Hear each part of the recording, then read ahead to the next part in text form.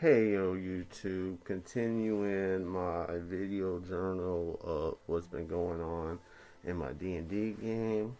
Last I left off, we decided to take an alternate route of what we saw of Paul's leading with Admiral. So so we continue on that way, and when we and eventually we see Admiral, a wolf, and a big cat with its head cut off. Um, we approach them like whenever they see us, they're like, "What are you doing here? You're supposed to be on the path." And and I said like Arboretti told us that it might convenience us to go this way. And he's like, he's like, really? And I say, well, we found out that this way might have answers and another ally or something like that. I end up asking if the Knoll did this, and he says, yeah. Um, we talked for a little longer. I don't think anything important gets said besides that. Like I do know, I say something like how I almost had him last time, and he said some time's gone by, and he's gotten stronger since then. Um, so we start. Admiral says that the wolf's name is Jumper, and eventually we start tracking again.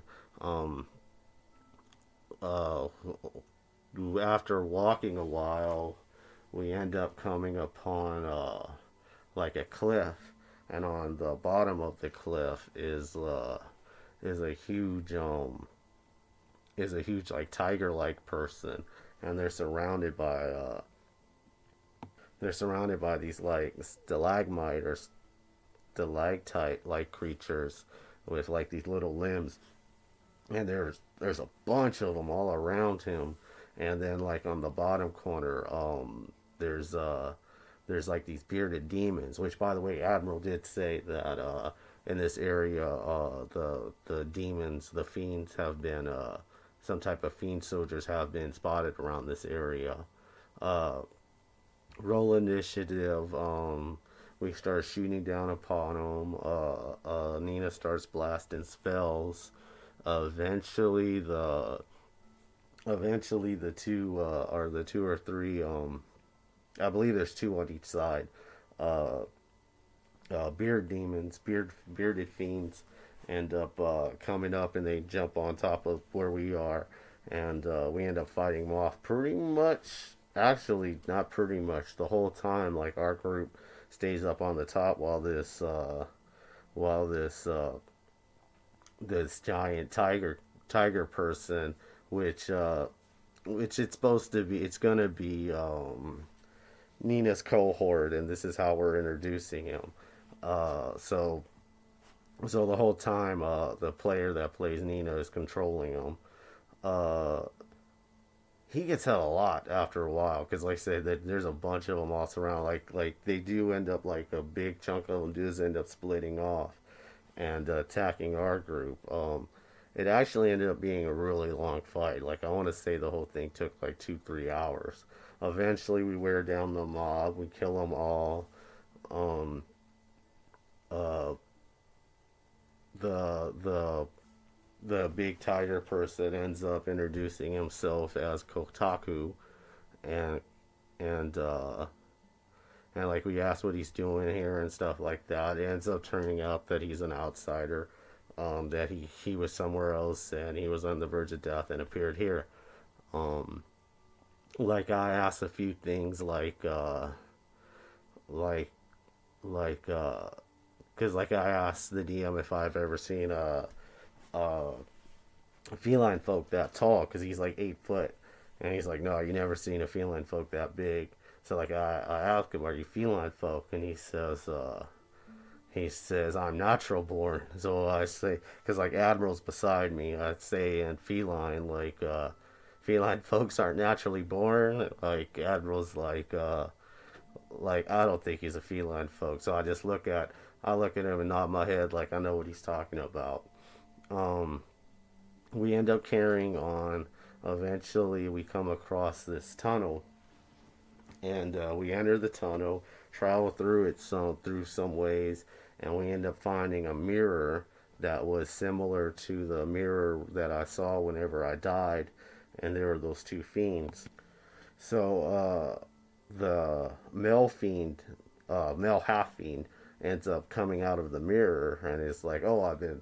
He's like Onyx Paul, I've been, or Onyx Scar. Um, he says how he's been watching us and stuff, and how things have gotten a lot more interesting since I showed up at their old hideout. And he says that it's ever since then the female fiend half fiend has been on the like living plane. I don't remember exactly what it's called, and so when we get back, we might be able to find her there. But he ends up start talking about the knoll, and he says that the giant knoll, how it's gotten worse ever since it caught my scent, because ever since then it's been kind of following me through these through going through these doors. And he ends up telling us that they believe that the knoll is an unnatural one, or a non-purpose one, something like that. Like he says that everybody, or everything, is usually one of three people. Most are the first two. Someone, being with a purpose, or a random. Uh, a person who has a purpose, that means that there's something they're supposed to do, that it's in their destiny, and no matter what happens, that this is gonna happen. And then there's some people who are randoms, and they just kind of go around and uh, they'll kind of like meddle, like do their own thing, random thing, but at the same time, nothing they do will ever really interfere with what someone with a purpose would do. And then the third one is neither, where they don't have a purpose and they're not random, and everything they do disrupts stuff. Like if a random person kills a person with a purpose, somehow the person will come back and still do whatever he has to do. But if this other type kills, like, it's done. Like it changes and unravels everything. And he tells us that because he's called the Hunter, the giant knoll. Then he tells us that the Hunter is from a humanoid realm. Like last time I said there was a human dimension. It was called a human realm, and pretty much same thing, where it's a world with just humanoids. Like all the humanoids ended up killing all the demi-humans and humans, and this Noel in particular kept going, and he killed the rest of his clan. And the only thing that he lets live are his hyenas, and that this Noel has been kind of randomly looking for Onyx since he's caught his smell. He seems to be out to get me. Um, like I asked, like, where we go from here and stuff, and he says that if we follow the tunnel, eventually we'll run into the harpies, and the harpies won't. They'll guide us the rest of the way through, and get us back to where we started, where we got the split in the road. Um, he tells us that all we have to do when we encounter the harpies is tell the harpies a story the whole way through. We are multiple stories the whole way through. The only condition is that it has to be a real story. It can't be exaggerated or a lie. Uh, for the most part, I want to say that's all the important stuff he told us. I know the conversation was a lot more than that. Uh, so we end up moving on. We get to the end of the tunnel, and we do end up seeing a group of harpies. Like, they look like little fat ladies, little old ladies with like wings and the bird body. They approach us, ask what we want and stuff like. We tell them we need passage, and I want to say Nina is the one who comes out at first and starts talking, and she says how we have a bunch of stories, stuff like that. Um, she asks, it tells us that we have to pick someone to one of the harpies to guide them and hear the stories. Like I want to say she picks the one that she's talking to. I end up saying I picked the biggest one, and the DM thought that was funny because apparently in another session another player said they wanted the smallest one. This is the first time I've ever encountered this. And then like the DM asked each of us like what stories do we tell. Um, I don't remember what Nina says. Like I just put because I picked up the feat uh channeled rage, which is an orc feat, and since I'm a Wimmick, I wondered if I could. I asked the DM if I could adapt it, and it's pretty much just I'm able to keep control of. I go into a zen-like state, and I'm able to keep some intelligence whenever I go into a rage, because Wimmick are orcs train so hard, and they're so religious. And to do that, I had to put one point into religion.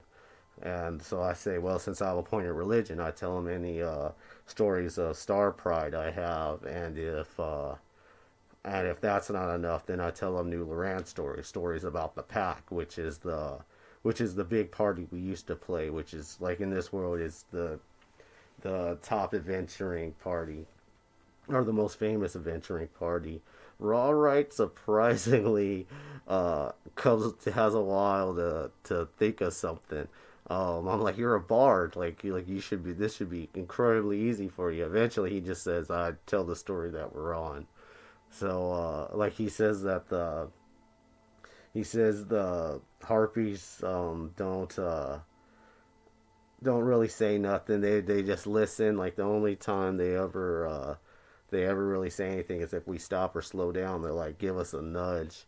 Um, so we travel through. It ends up putting us. I guess we go through a portal, I don't exactly remember, but it ends up putting us where we ended whenever we split on the road, and that's where we ended. And I am finally caught up to where we were in our game. So I'll start giving updates shortly after every session. I'll try to take better notes to get things. So you want to know what happened next time? Check out my next video. You want to know the full story? Watch all my videos and check you later.